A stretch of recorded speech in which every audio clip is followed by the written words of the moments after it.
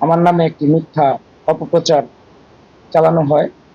আমি বিগত 5 তারিখের পরে থেকে আমাদের এলাকার মাদক কারবারি এবং চাঁদাবাজ সন্ত্রাস এবং চুরি ছিনতাই নিয়ে একাধিকবার প্রতিহিংসার শিকার হয়েছি। আমি এগুলো নিয়ে কাজ করতেছি দীর্ঘ সময় যাবৎ।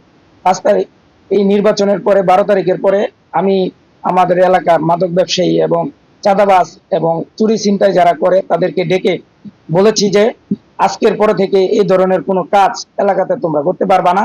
যদি করো তাহলে আমরা তোমাদের ব্যাপারে সামাজিক এবং রাজনৈতিক এবং প্রশাসনিকভাবে যত ধরনের ব্যবস্থা আছে আমরা সেটা এলাকাবাসীকে সাথে নিয়ে করব। তারই ধারাবাহিকতায় গত 28 তারিখে রাত 8টায় আমরা আমাদের এলাকা থেকে 195 পিস ইয়াবা সহ একজন ইয়াবা কারবারিকে হাতে নাতে ধরে আইনের কাছে সোপর্দ করি। সেই জন্য ইয়াবা ব্যবসায়ী এবং এলাকার দুষ্ট প্রকৃতির লোক চাঁদাবাজ সন্ত্রাস যারা তারা আমার প্রতি ক্ষিপ্ত হয়ে আমার বিরুদ্ধে একটি মিথ্যা চাঁদাবাজের নিউজ আমার ব্যাপারে প্রকাশ করে, যেটার কোনো কোনো ভিত্তি নাই, কোনো সত্যতা নাই। মিথ্যা এবং বানোয়াট একটা নিউজ আমার ব্যাপারে প্রকাশ করে। ওই যেই কাজের মাল আমার নামে বলা হয়েছে আমি লোড করেছি এবং চাঁদা চেয়েছি, সেই কন্ট্রাক্টরের সাথে আমি কথা বলেছি। ওনার বক্তব্য হচ্ছে ওনার সাইড থেকে 4 টন রড তো দূরের কথা, একটি বালুও হারানো যায় নাই, চুরিও হয় নাই, এবং তার কাছে চাঁদাও আমরা কখনো চাই নাই। তার কাজ 1 মিনিটের জন্য কখনো বন্ধ করা হয় নাই। আমার বিরুদ্ধে আমাকে রাজনৈতিকভাবে হেয় প্রতিপন্ন করার জন্য একটি কুচক্রী মহল আমার বিরুদ্ধে এই অপপ্রচার চালিয়ে যাচ্ছে। আমি আর তীব্র নিন্দা ও প্রতিবাদ জানাই।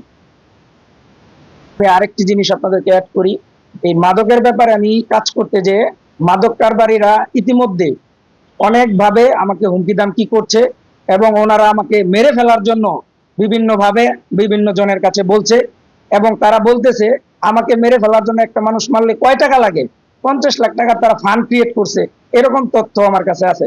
তাই আমি প্রশাসনের কাছে এবং আমার রাজনৈতিক নেতৃবৃন্দদের কাছে আমি বলতে চাই, আমাকে রাজনৈতিকভাবে হেয় প্রতিপন্ন করার জন্য যারা একটি কুচক্রী মহল এই কাজ করছে তাদের ব্যাপারে আপনারা রাজনৈতিক এবং প্রশাসনিকভাবে ব্যবস্থা গ্রহণ করবেন। আমি আপনাদের সাংবাদিক ভাইদের মাধ্যমে আমি আমার দেশবাসী এবং আমার দলের সিনিয়র নেতৃবৃন্দদের দৃষ্টি আকর্ষণ করছি।